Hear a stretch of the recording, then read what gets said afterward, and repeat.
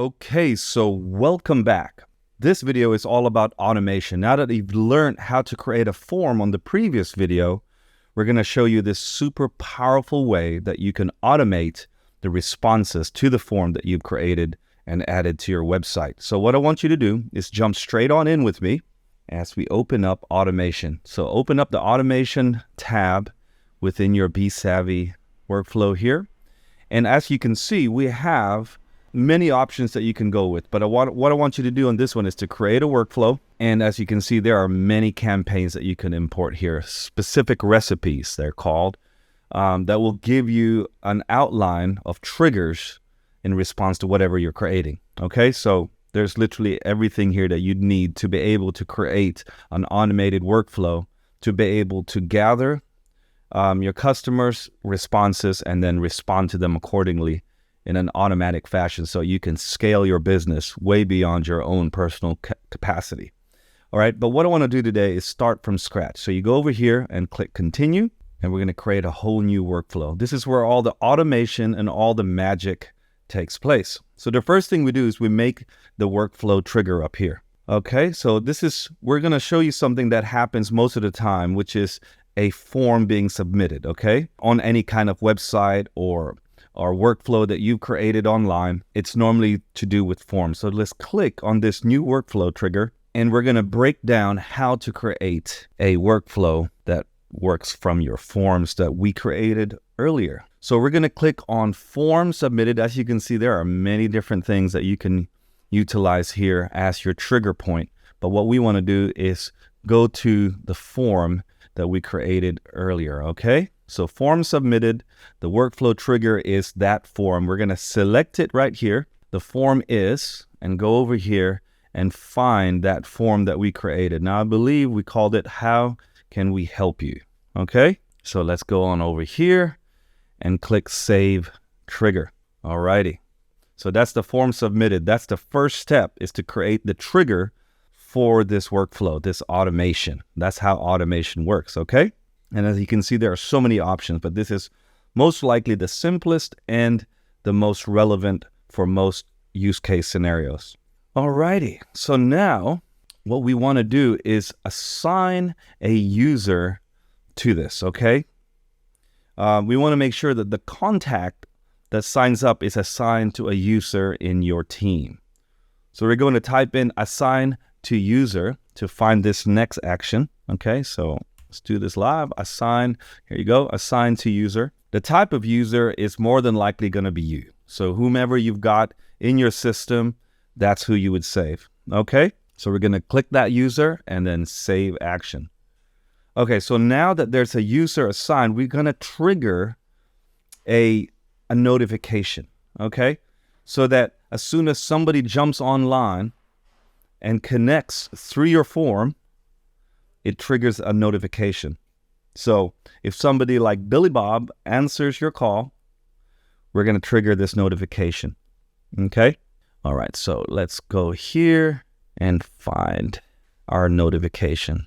Tell you what, let's just do send internal notification. It's faster if you just type it in. Okay. So now you can decide what type of notification the user receives when somebody responds to your form, right? So you could have an email notification, just a direct notification to your user, or an SMS. So today, let's jump in, let's do notification, and let's type in here, new lead, okay? So, and then a message underneath, we'll type in the custom value, let's say full name, right? And then we can type in here. So to contact that person, and you just say just signed up on the website, because we created the form on the website, right? So we'll scroll down here, redirect page, we'll assign it to a contact, and then the user type, once again, we need to decide user assigned to the contact. So you can make it assigned to all users that are on your account, a particular user, or the one that we've assigned to this contact. So let's just do that, okay? Then we click save. And then here's the most important part, the text message or email that gets sent to the customer, okay? So let's just jump on here.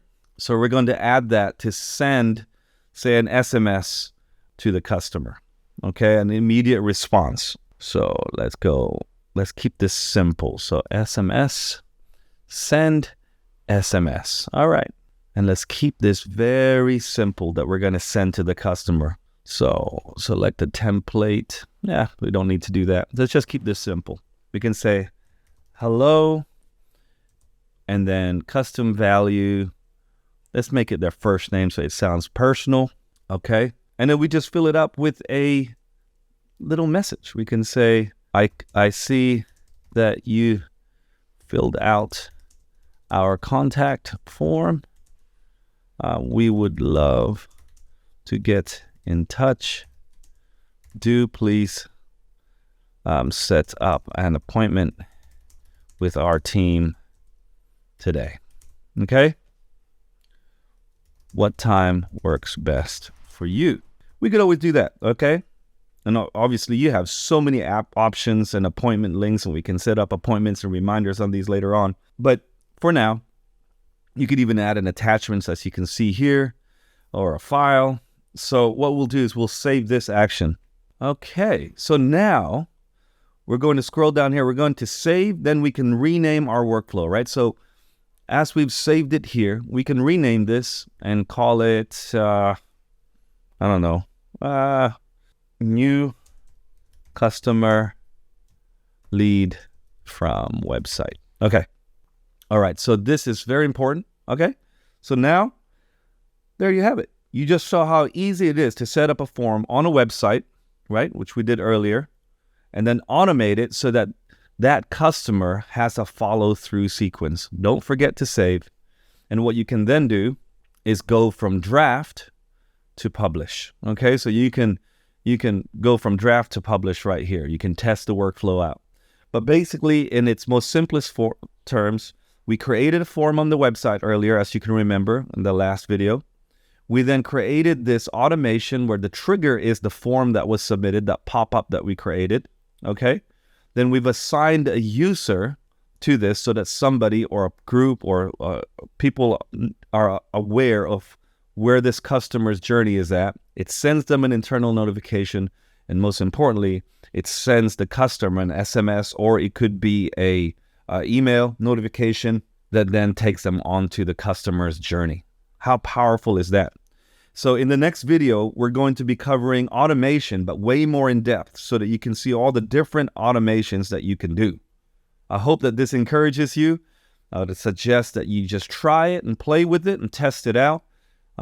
Trust me, once you've done it once or twice, it'll be very easy. And plus, we have so many automated workflows on here to make your life even simpler. Okay, I will see you on the next video. Thanks for watching, as always.